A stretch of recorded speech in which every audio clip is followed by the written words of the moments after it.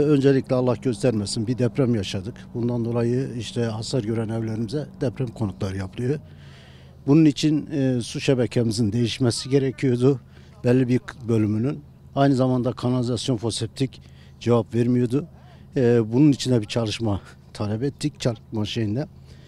Nitekim talebimiz sonucunda arıtmaya su yazar ilçesindeki kanalizasyon arıtmaya götürülüyor.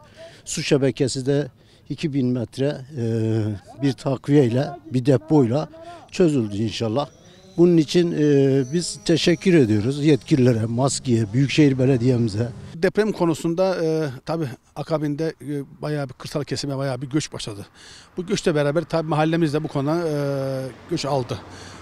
Akabinde bu deprem konutlarının yapımıyla ve oluşacak altyapı sorunlarının da giderme hususunda buradaki eski 1980 yılında yapılan altyapı çalışması sebebiyle kanalizasyonumuzun Yazıhan'daki arıtma tesisine aktarılması hususunda da bir çalışma yapıldı.